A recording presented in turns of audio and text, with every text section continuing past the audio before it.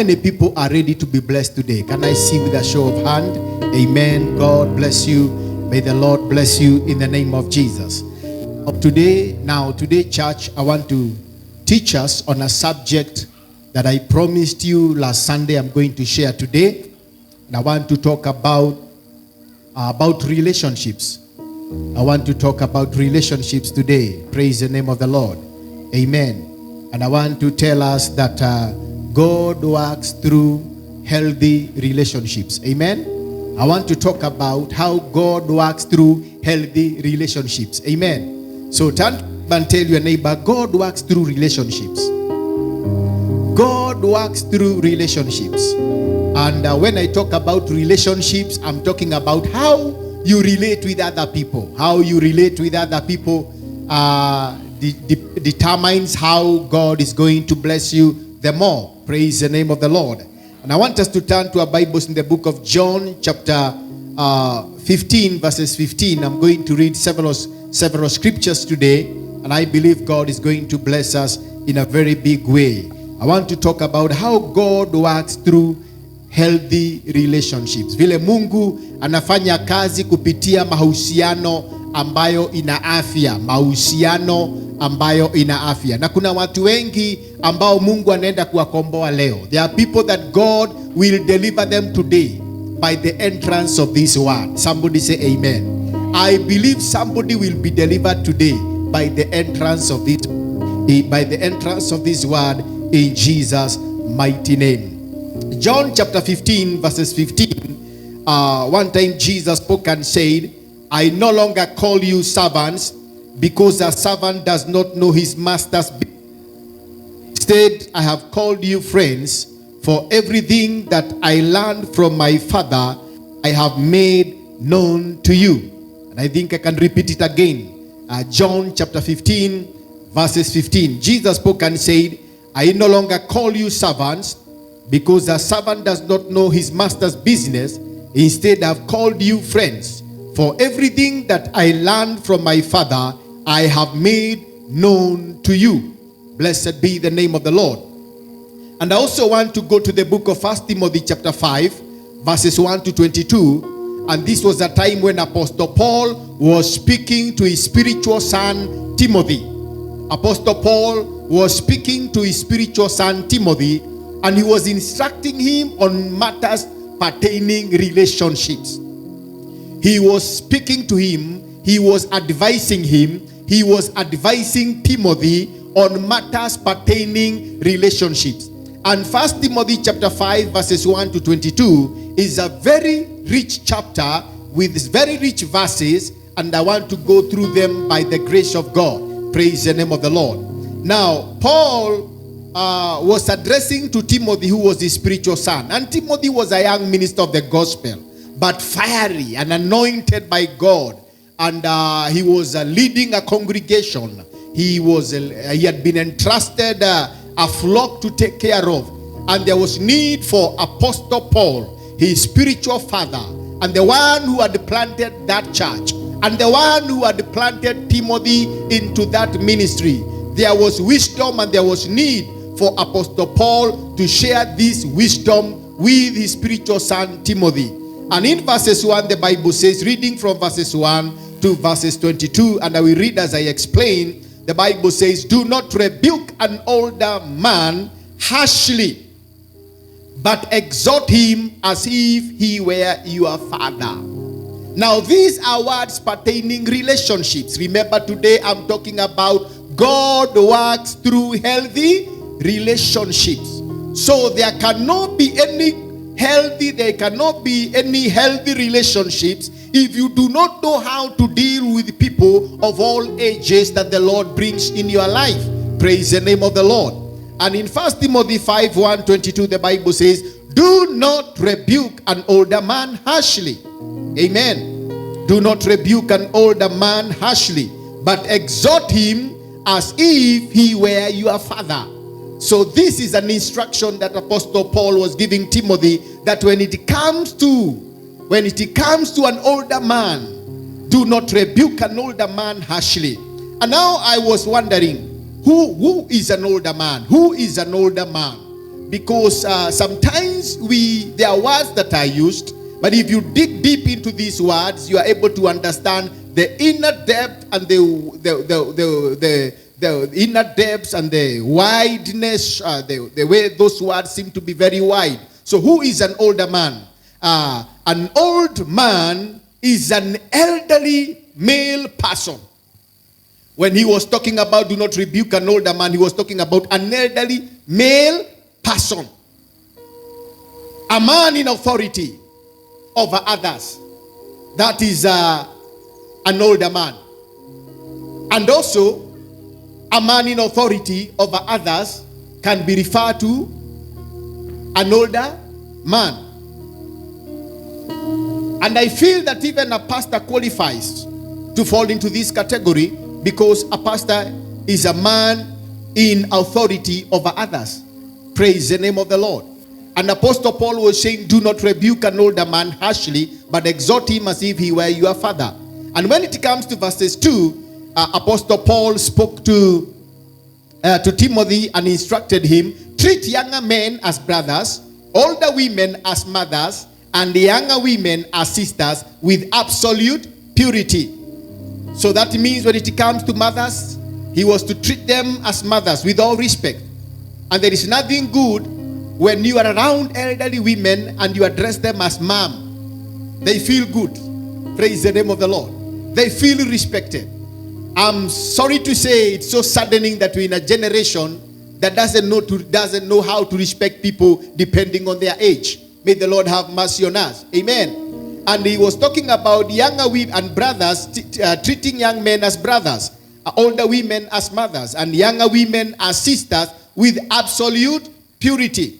In other words, Apostle Paul was in his service in ministry, in his time in ministry, he was to look at young women with all purity.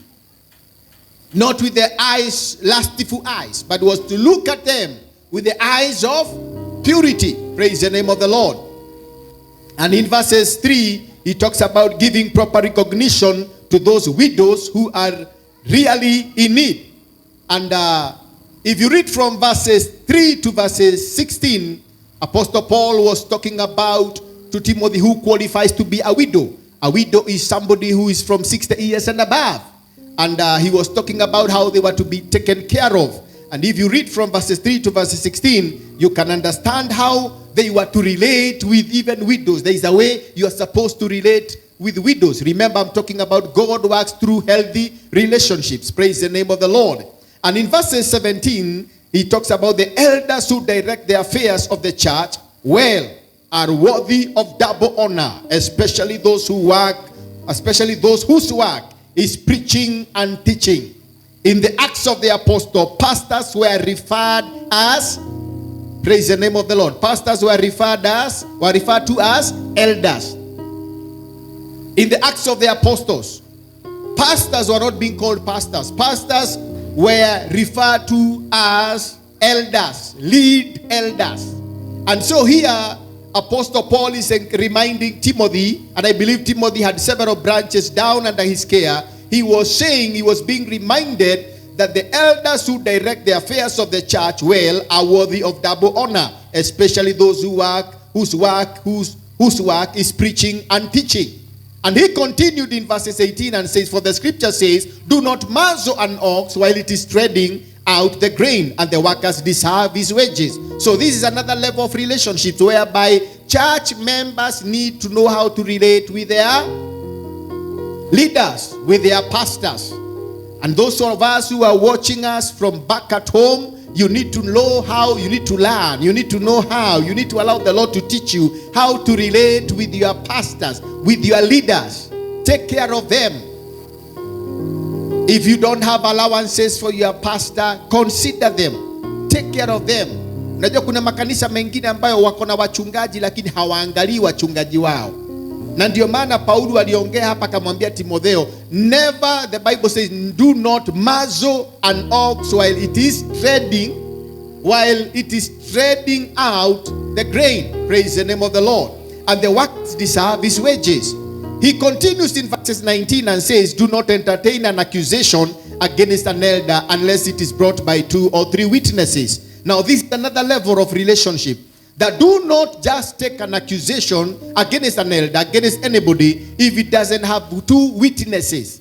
This is the problem we have, that you just get an information about somebody and you run with it as the gospel truth, yet you haven't gotten an accusation from 2 or 3 witnesses. May the Lord have mercy on us, because that is how gossip and slander is spread in the church. We pray that that shall be the case in our fellowship, in our gathering as a church, in Jesus' mighty name. In verses 20, it talks about and says, but those elders who are sinning, you are to reprove, you are to rebuke before everyone, so that others may take warning.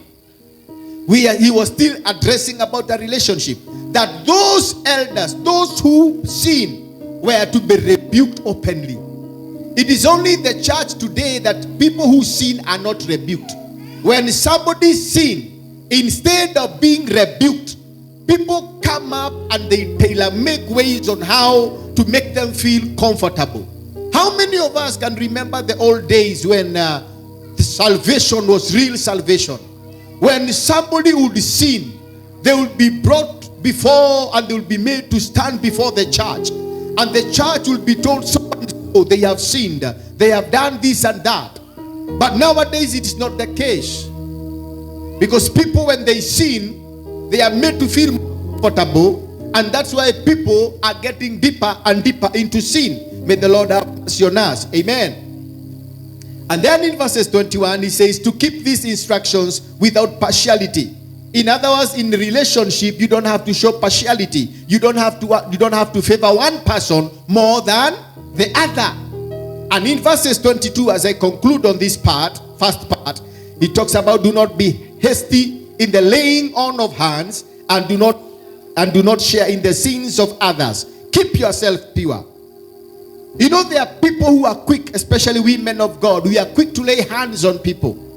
But we need first of all to search the heart of God. We need to search the mind of the Spirit before we lay hands on people. Because the Bible says even when you are quick to lay hands on people, you can share in their sins. Hallelujah. The Bible says do not share in the sins of others. And the way you can share in the sins of others is when other people, they begin influencing you. You need to refuse to be influenced in Jesus' name. Amen. Remember, I'm talking today that God works through healthy relationships in Jesus' name. Amen. Church, I want you to know that God works through relationships. Turn to your neighbor and tell your neighbor, God works through relationships. Amen. God works through relationships. Amen. And that's why we should value and appreciate every relationship that God brings in our life. That's why we need to value. We need to appreciate and value every relationship that God brings in our life. Amen.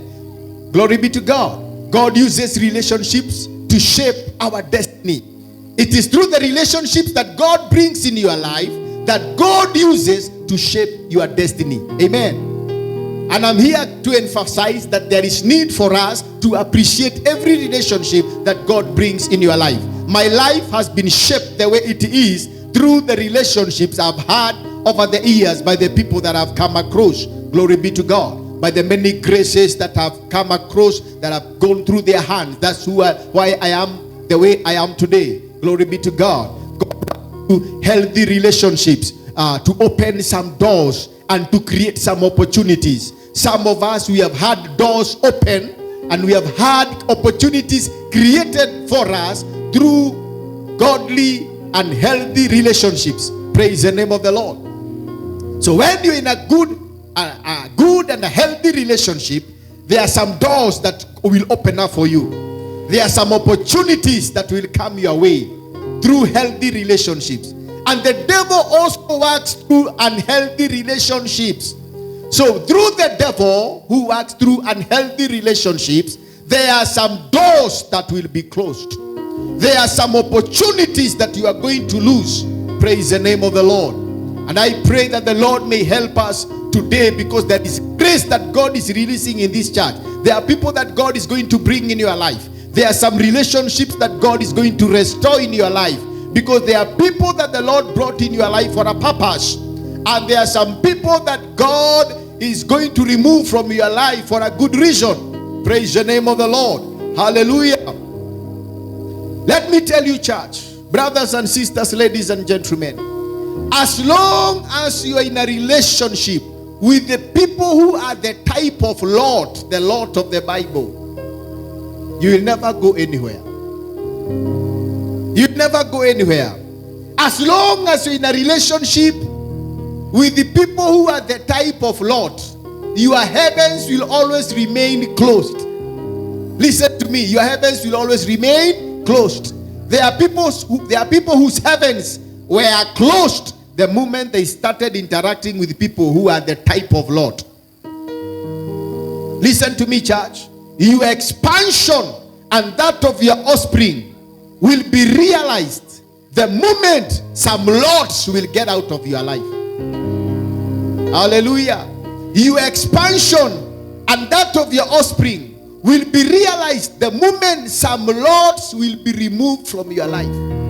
You need some relationship that of people who are like Lot. They need to be removed from your life. Hallelujah.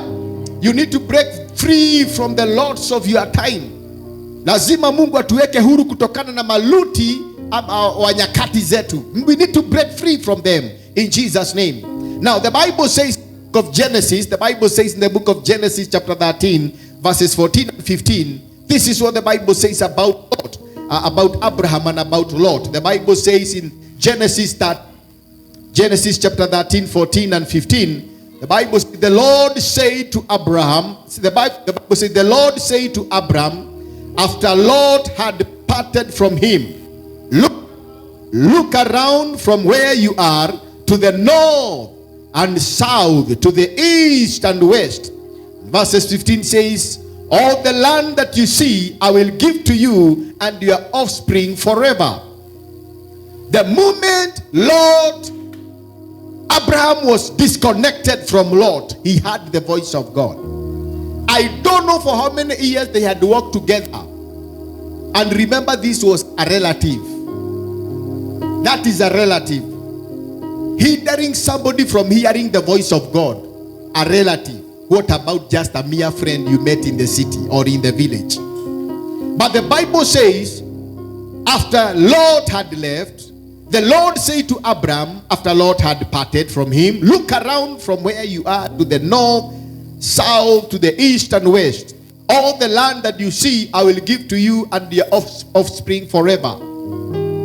God started speaking prophetically in the life of Abraham. That time he was Abraham before, later on he was changed and he was being called Abraham. Glory be to God.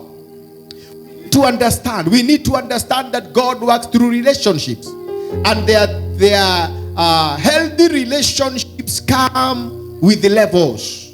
Yani mahusiano ile ambayo ni mahusiano yaliyo na afya yanakujanga na viwango. Are you getting what I'm saying? Healthy relationships come with level.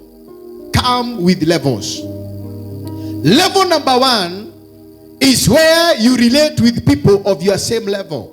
That is the level number 1. It is where you relate with people of your same level.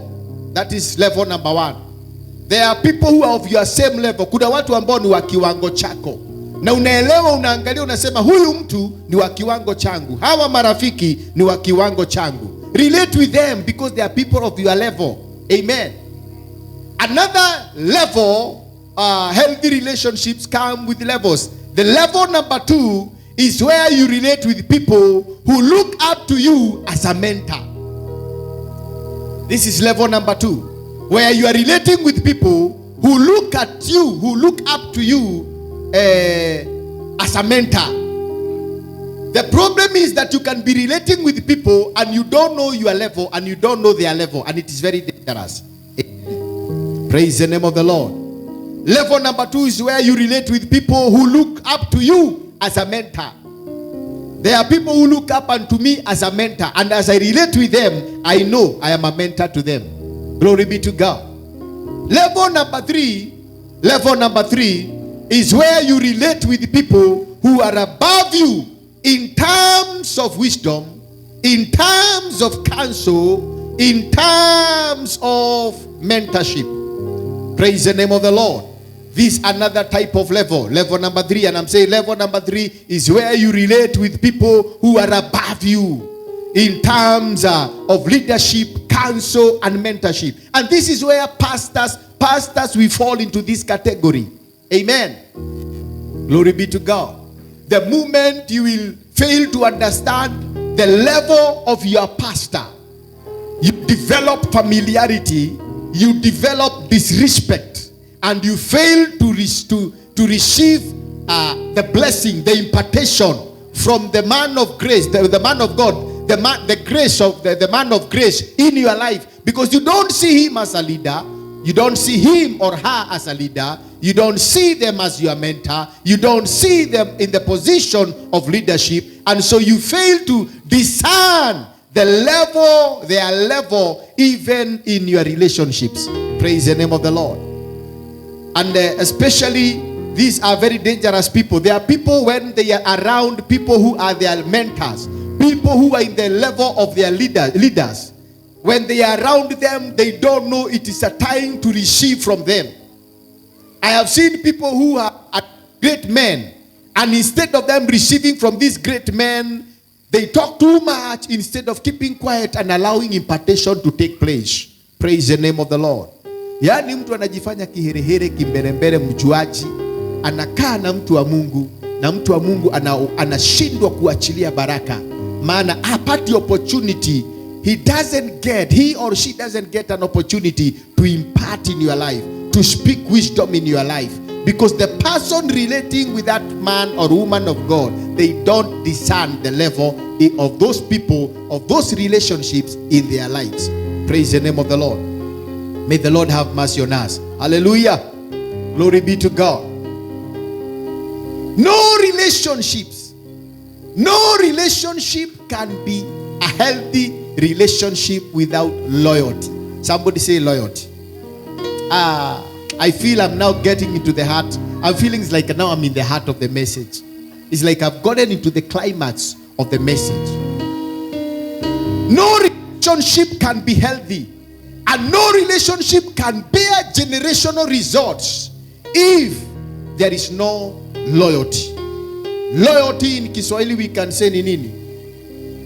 Mama Jimmy, loyalty, kuaminika. Sijui tunaweza sema ni kuaminika ama tunaweza sema aje? Loyalty. I'm telling you people, languages. Languages. Loyalty.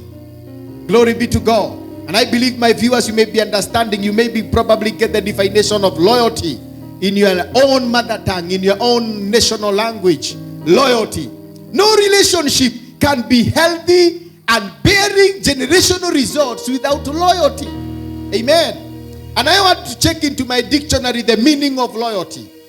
The loyalty is derived from the word loyal, which means giving or showing firm and constant support or allegiance to a person or institution. So when we are talking about somebody who is loyal, when we are talking about somebody who has got loyalty, we are talking about somebody who gives and shows firm and constant support to a person or an institution. That is what we call loyalty.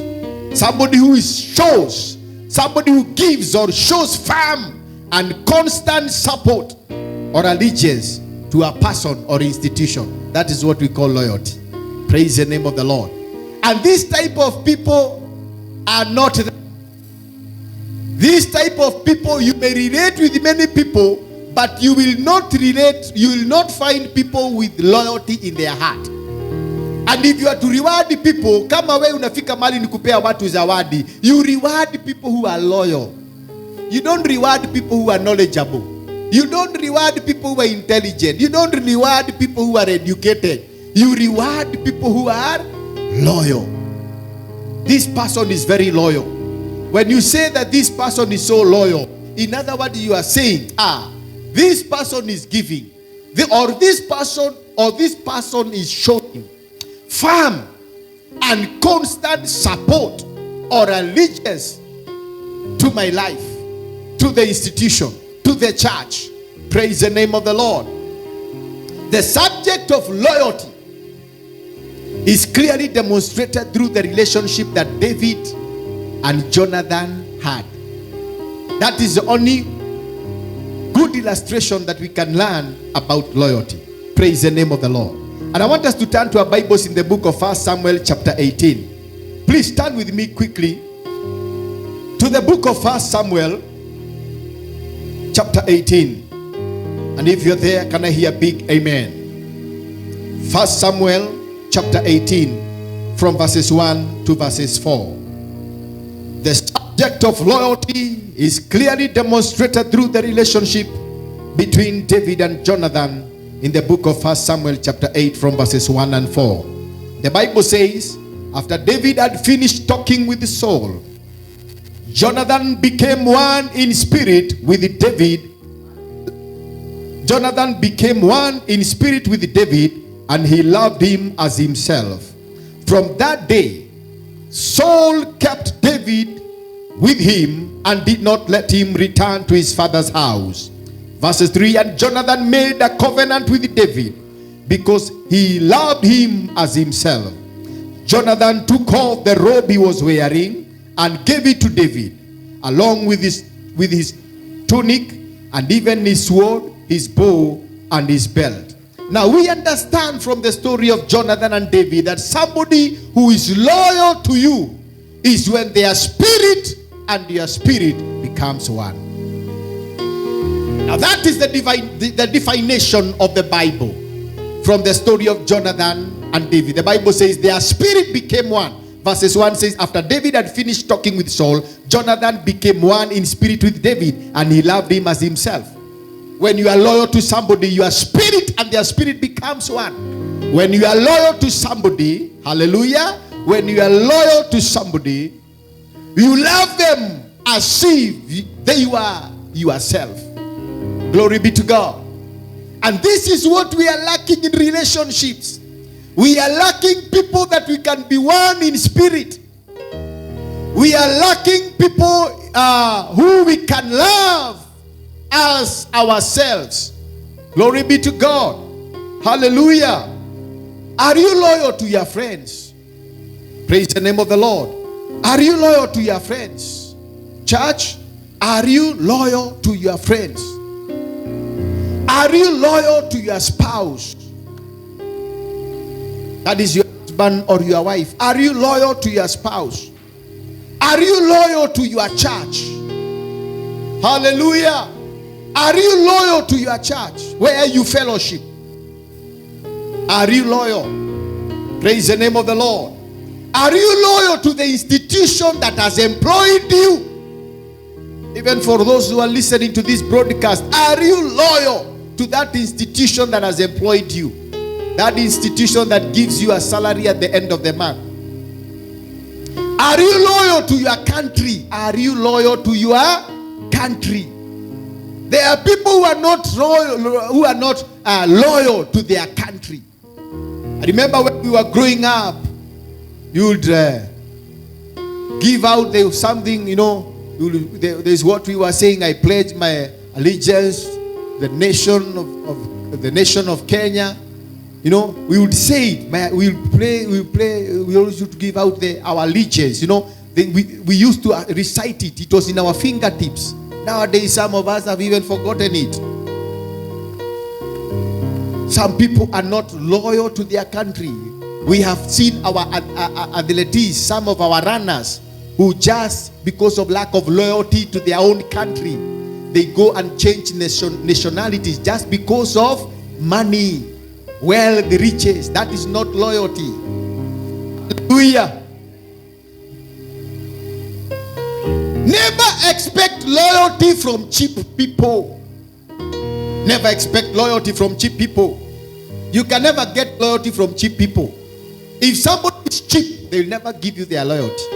But people who are serious people, they will give you their loyalty. Are we together, church? Are you listening? Never expect firm and constant support or allegiance from cheap people. Because we cannot talk about healthy relationship that God will work through without what we call loyalty. Judas was not loyal to Jesus. Yet Judas, they had been with Jesus for a long time. Judas had seen all the miracles that Jesus had done. Judas had seen all the miracles that Jesus had done. Judas had been lifted up by Jesus, elevated, promoted to the level of being the treasurer. Wewe unajua wakati unapewa ofisi ya kuhesabu pesa na kuzipeleka kwenye benki, si ni kumaanisha umeaminiwa mambo makubwa sana? Mtu ambaye anapewa, if somebody can trust you with their cash box, if somebody can trust you to count their money, that means they have trusted you with their whole heart. That's how Jesus had trusted who? That's how Jesus had trusted Judas. But unfortunately, there was no loyalty in him. Judas could have been just a very good accountant who was not loyal. You don't expect loyalty from cheap people. And we cannot talk about healthy relationships without including the subject of loyalty. Praise the name of the Lord. The Bible says, in exchange of 30 pieces of silver, Judas was willing to sell Jesus to the religious leaders of that time. Only 30 pieces of silver.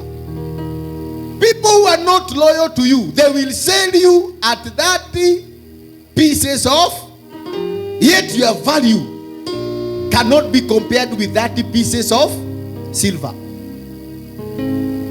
People who are not loyal to you, they can sell you out at any given opportunity. At any given opportunity, because their loyalty is not with you. And I'm talking about God works through healthy relationships, but there cannot be any healthy relationship without loyalty. Turn to your neighbor and ask your neighbor, are you loyal? Ask your neighbor, are you loyal? Hallelujah. We need to be in relationships with people who are loyal. We need to be in relationships with people who can bite a bullet for us. Hallelujah.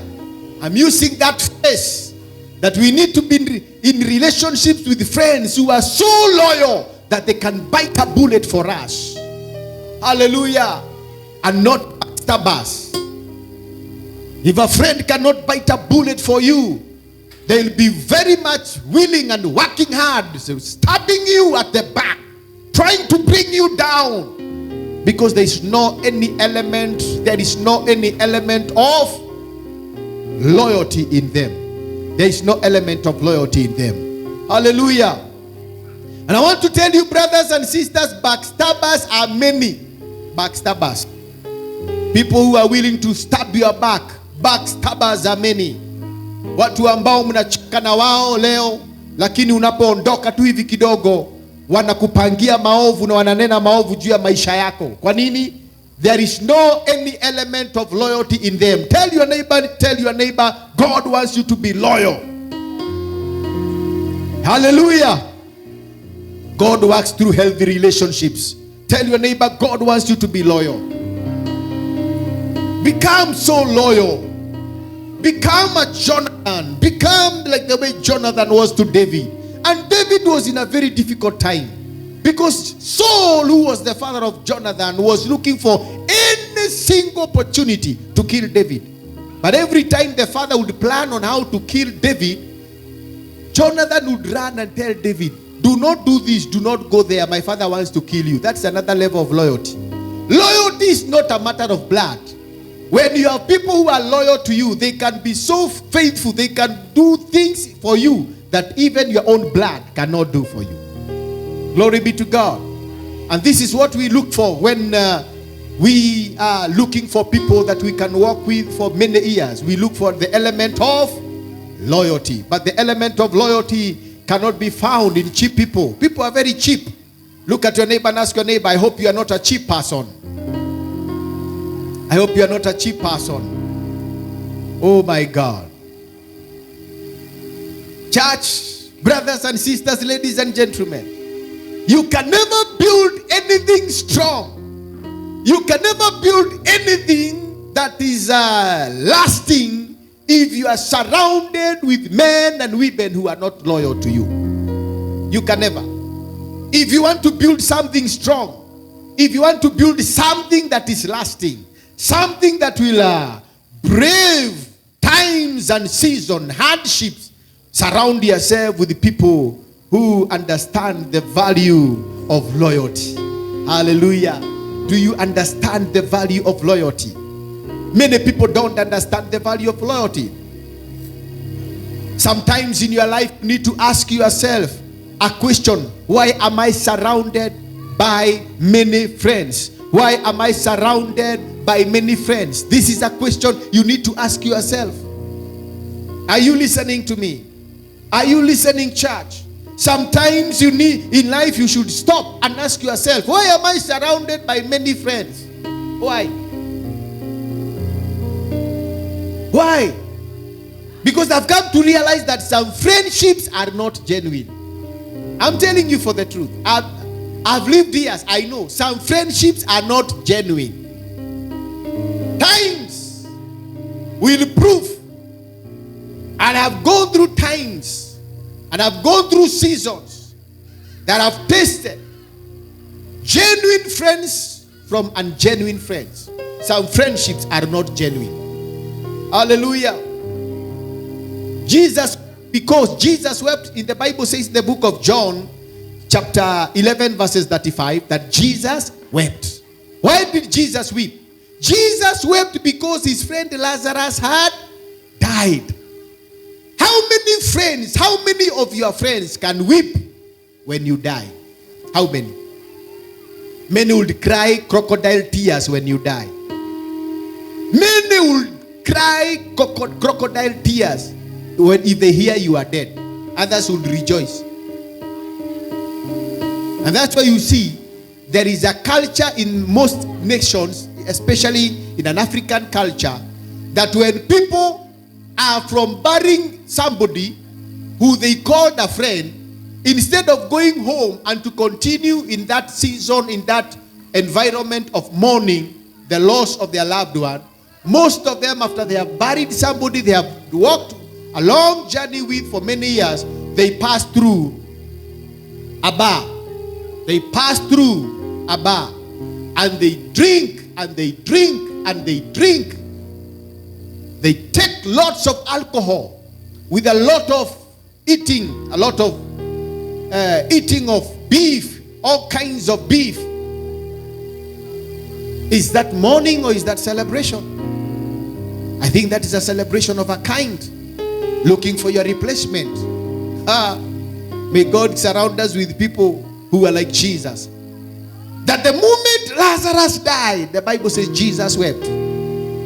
Jesus was loyal, very loyal to his friend Lazarus. And remember, the Bible says we have begun where Jesus spoke and said in John 15:15, where Jesus spoke and said in John 15:15, he spoke and said, I no longer call you slaves, but I call you friends. Praise the name of the Lord. Glory be to God. Jesus is calling me and you a friend, not a slave. He's calling me and you a friend. Some friendships are very parasitic and opportunistic. There are people who will surround you because they have a parasite spirit in them. And others are opportunistic. They are like this African saying of how a hyena will keep on following a man patiently, because a hyena sees your hand swinging now and then, and the hyena has got hopes, great hopes, that your hand will just fall from the body and it will eat free meal. That's how some friends are. Very parasitic and very opportunistic. They follow you like a hyena following a man with hands. And a man is very innocent. walking home and the hands are swinging. But the hyena looks at the hand goes up and goes down. And the hyena has got hopes that this hand will fall down and they will have free meal. May God deliver us from those kind of friends in Jesus' name. Amen. And there are some people who will hang around you as long as you have money. Not because, remember I'm talking about God works through healthy relationships. That is my subject today. God works through healthy relationships. Some people will hang around you as long as you have got money. The Bible says in the book of Proverbs chapter 19 verses 14, and these were words of Solomon, a very wise man. Proverbs 19:14. Solomon spoke and said, wealth attracts many friends. Hallelujah. Wealth, that is Proverbs chapter 19 verses 14. Wealth attracts many friends, but a poor man is deserted by his friends. There are people who will surround you as long as you have money. You wait until the day they will realize you don't have money. And that is why most people are working hard to create an impression that they are rich and they are not rich. Because they know the moment we realize they are poor. Are you getting what I'm saying? That is why people will always create an impression that they have a lot of money. Because the day you will realize they don't have anything, you will probably run away from them. So they live a fake life. We have very many fake people. They live a fake life. They fake everything. Hallelujah. They fake everything. Glory be to God. Somebody would rather go and take you into a hotel whereby you can eat 3,000 and he walks home on foot from here to Nairobi, walking home. But he has given you an impression, I'm well. And they take you to a hotel and you eat like 3,000. And then they make sure they walk home, only to make sure they have left you with an impression. May God deliver this generation of fake people. Because they don't know how God operates through relationships. God works through healthy relationships. Nowadays, most relationships are on the basis of money and not values. People are relating with one another not because of values. You have good values. You know, you are loving, you are kind, you know, values, you know, you are more of business minded. People nowadays, their relationships are on the basis of money. What can I eat from you? What can I get from you? May the Lord deliver this generation in Jesus' name. Amen. Every child of God should walk in discernment when it comes to matters of relationship. Every child of God should walk in discernment. Church, child of God, I encourage you to walk in discernment when it comes to matters of relationships. Walk in discernment. Walk in discernment when it comes to matters of relationship. Discern. What are you in my life? Why is this person in my life? Walk in discernment when it comes to matters of relationship. One time, you know, I'm talking about walking in the matters of discernment. I will show you. One time Jesus discerned. Oh my God. One time Jesus discerned that people were not following him just for the sake of the gospel. He discerned their heart. He discerned that people were not following him out of a genuine reason. He discerned and he rebuked them. He discerned that these people are not following me out of a genuine reason, but they are following me because I had fed them some time back, and he rebuked them. Rebuke any person who is trying to become your friend out of a fake, out of a reason that is not genuine. Praise the name of the Lord. The Bible says in John chapter 6, quickly, turn with me, I show you. The Bible says in the book of John chapter 6, Lord, I pray that you may give me friends that are genuine, friends that understand the value of loyalty in the name of Jesus. Are you in the book of John chapter 6? The book of John chapter 6, reading verses 25 and 26. This is what my NIV version says. Glory be to God. When they found him on the other side of the lake, and that is Jesus, when verses 25, when they found him on the other side of the lake, they asked him, Rabbi, when did you get here? Jesus answered, I tell you the truth, you are not looking for me. You are looking for me, not because you saw miraculous signs, but because you ate the loaves and had your fill. Verses 27. Do not work for food that spoils, but for food that endures to eternal life, which the Son of Man will give you. On him, God the Father has placed his seal of approval. Praise the name of the Lord. Have you asked yourself what people want to be associated with you? Jesus was in a mood of prayer. They found Jesus in prayer. Madaba Shakada. They found Jesus in prayer. And then Jesus discerned them. It's good to be in prayer. Prayerful people, they are able to discern all manner of people that surround them. And Jesus looked at them and told them, you are looking for me because I fed you. Not because of the miracle signs and what, because I fed you. He told them, because I fed you. Because you saw miraculous signs. But because he told them, verses 26, Jesus answered, I tell you the truth, you are looking for me, not because you saw miraculous signs, but because you ate the loaves and had your fill. Not because of miraculous signs, because they had eaten and they were full. Hallelujah. Is it interesting how people are funny?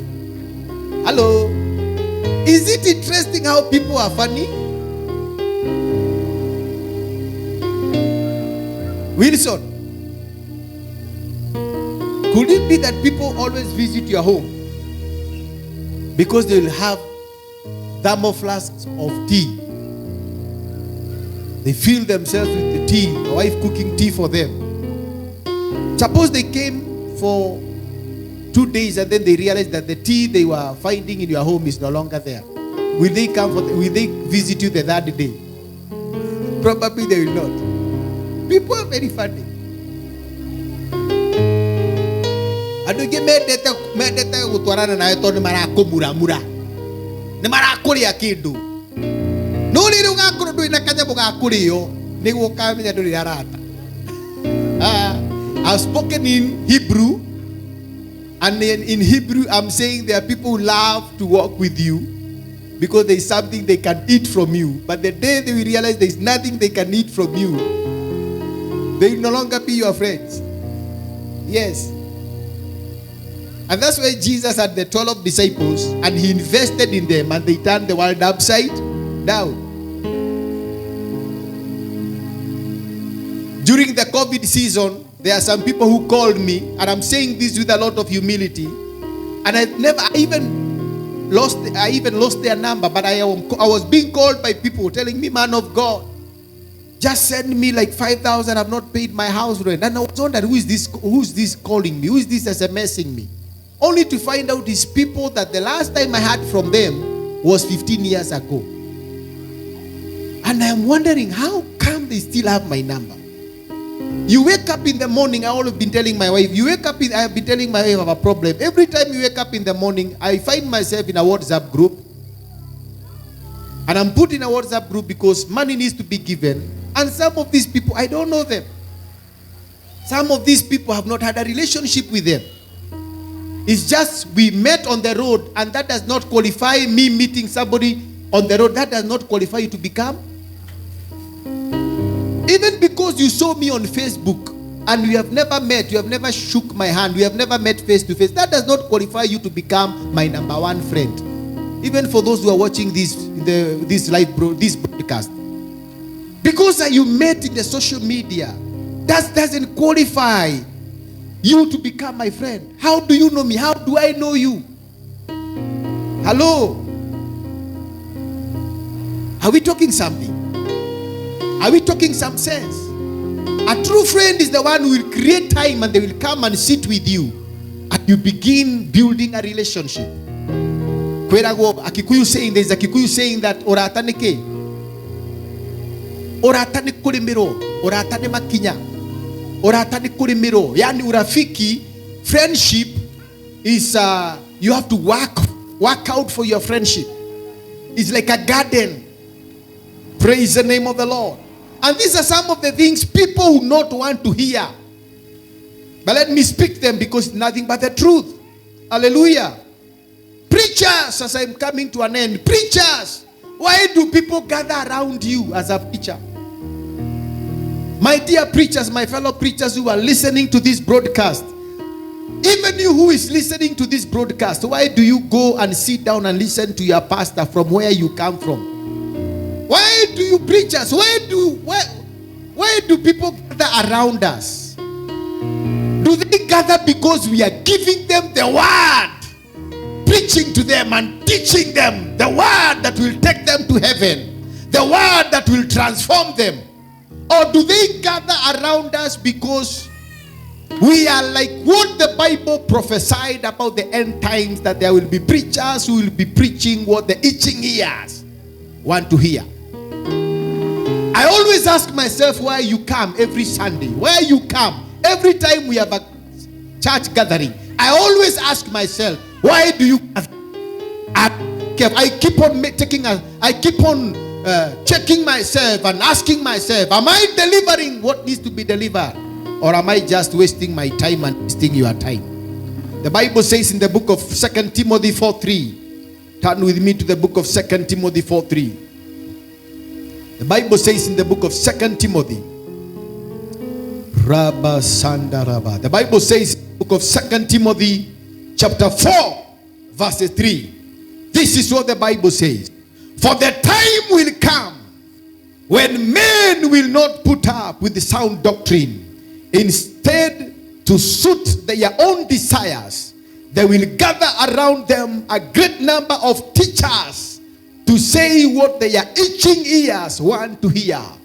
I pray to God that I am not that kind of a preacher. I pray to God that I am not that kind of a preacher who will gather you around because I want to satisfy the appetite of your itching ears. May the Lord have mercy in the name of Jesus. God works through healthy relationships in Jesus' name. Somebody stand on your feet, lift up your hands, let us worship the Lord in the name of Jesus. Shandarabaganda, Rekatarababu Shandarabaganda, Rima Zondorobo Kandarabasanda. In the name of Jesus.